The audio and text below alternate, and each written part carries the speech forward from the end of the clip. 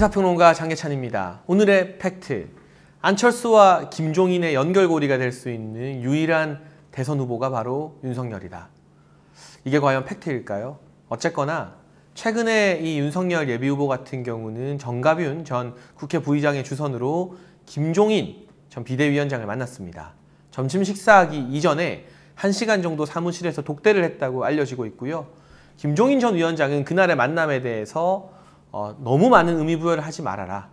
대신 윤석열 후보에게 참아라. 참고 인내할 때다. 이런 조언을 했다고 본인이 직접 방송 인터뷰에서 밝혔는데 그 자리를 주선했던 정가윤 전 국회 부의장 같은 경우는 김종인 전 위원장이 생각보다 많은 조언을 해주고 윤석열 후보를 응원해줬다고 현장의 분위기를 또 전해주기도 했습니다. 그리고 여기서 또 한 가지 유념할 인물이 있죠. 바로 국민의당 안철수 대표입니다. 혹자는 안철수 대표의 지지율이 이제 3%에서 5% 정도이기 때문에 그냥 무시해도 되는 지지율이 아니냐 이런 말도 합니다만 저는 TV조선 아고라 프로그램에서도 그렇고 여러 방송에서도 지금 안 대표와 국민의당이 가지고 있는 한 5% 안팎의 지지율은 굉장히 단단한 지지율이다.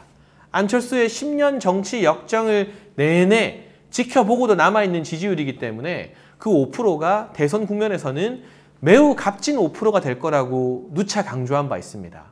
그 안철수 대표가 국민의힘과의 합당 협상은 결렬하겠다고 말을 했지만 궁극적으로는 정권 교체를 위해서 범야권의 울타리 안에 같이 들어와서 함께 싸워야 될 그러한 동지 아니겠습니까? 지난 4.7 재보궐선거에서 선거운동 함께 했던 것처럼요. 그런데 언론의 보도를 보게 되면 안철수 대표는 윤석열 예비후보에 대해서 굉장히 호의적인 그런 태도를 가지고 있는 것 같습니다. 또 최근 여당에서 독주하면서 밀어붙이려고 하고 있는 언론중재법. 윤석열 예비후보는 이 법을 언론재갈법이라고 했습니다. 이 언론중재법을 막기 위해서 이 검수완박과 마찬가지로 언론중재법이 통과되면 부패 완판에 이어서 뭐라고 했나요? 언론 자유 완전 박탈, 언자완박이라는 표현을 썼습니다. 이건 윤석열 예비후보가 써서 만들어낸 표현이죠. 그런데 정치인이 특히나 당대표나 대선 주자급의 거물급 정치인이 본인의 논평 메시지를 낼 때 다른 정치인이 썼던 단어, 표현을 그대로 차용하는 경우는 거의 없습니다. 언자완박이라는 표현을 썼다는 것부터가 안철수 대표가 윤석열 후보를 정권교체의 중요한 축으로, 파트너로 생각하고 있다는 강력한 반증이 아닐까 싶고요. 이전에 드루킹 특검에서 김경수 지사가 결국에는 대법원 확정 판결로 구속된 이후에도 안철수 대표는 드루킹 특검의 진상을 밝혀라. 이 배후에 문재인 대통령이 있는 것 아니냐. 대통령의 사과를 촉구하는 시위를 했었죠.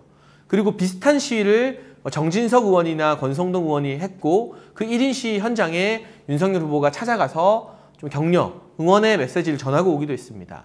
이런 부분에서 안철수 대표와 윤석열 후보 사이의 어떤 접점이 계속 정치적으로 만들어지고 있는 것 같습니다. 다만 한 가지, 제가 앞서 언급한 김종인 전 위원장이나 안철수 대표 같은 경우는 지난 4.7 재보궐선거 국면에서 드러났던 것처럼 두 분 사이의 이 관계라고 할까요? 이런 게 썩 좋지는 않다는 게 정치권의 대체적인 평가입니다. 하지만 정권교체라는 대의를 위해서 9가지 생각이 달라도 한 가지, 반드시 정권교체를 해야 한다. 이 한 가지만 같으면 모두가 함께 할 수 있고 하나 되어야 한다는 게 윤석열 예비후보의 6.29 정치 선언에서 드러난 핵심 메시지 아니겠습니까?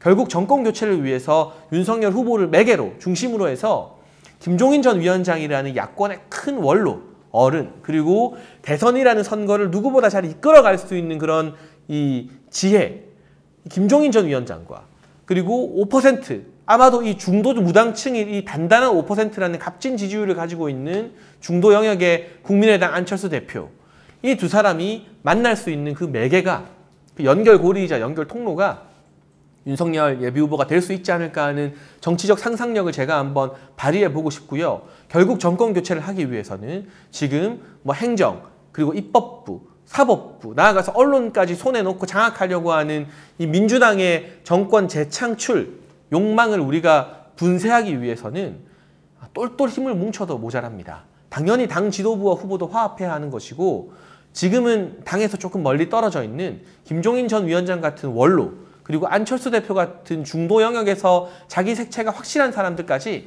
다 끌어들여서 하나의 원팀을 만들어야 되는 거죠. 그 원팀을 만들 수 있는 적임자가 김종인과 안철수를 함께 원팀으로 녹여낼 수 있는 적임자가 저는 윤석열 예비후보가 아닐까.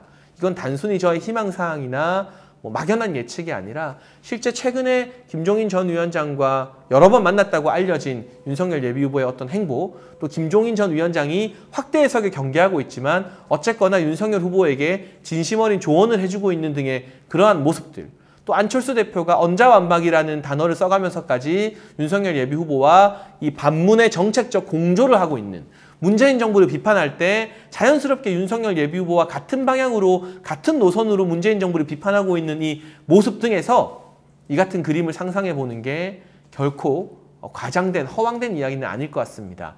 그리고 11월에 국민의힘의 최종 대선 후보가 결정되고 나면 당연하게도 김종인 전 위원장이든 안철수 대표든 또 당 밖에 있는 수많은 분들을 더 많이 이 최종 대선 후보의 캠프, 또 선거위원회, 선대위원회로 다 끌어들여서 포용해서 9가지가 달라도 하나가 같은 그 원팀을 만들어야 되는 거죠. 그리고 그 원팀이, 그 선대위가 진정한 의미의 정권교체 어벤져스가 될 수 있겠죠.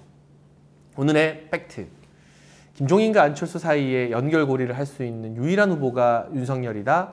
저는 그렇게 생각합니다만 시청자 여러분은 어떻게 여기실지, 그리고 김종인 전 위원장과 안철수 대표의 정권교체 국면에서의 역할에 대해서 어떤 생각을 하고 있을지 궁금합니다. 다만 중요한 건 지금은 각자 서 있는 자리가 조금 다르다 할지라도 김종인, 안철수, 그리고 윤석열, 제가 봤을 때는 결국에는 다 정권교체를 위해서 손을 잡아야 할 그러한 동지들이기 때문에, 원팀의 구성원들이기 때문에 지지자들끼리 약간의 지금 입장 차이나 생각이 다르다고 해서 감정의 골을 너무 깊게 만드는 그러한 격한 대립이나 비난은 삼가하고 자기가 응원하는 후보, 자기가 응원하는 정치인을 계속해서 지지하는 것이 가장 올바른 미래의 원팀이 되기 위한 그러한 준비, 지지자들의 성숙한 준비 태도가 아닐까 하는 생각도 같이 전하고 싶습니다.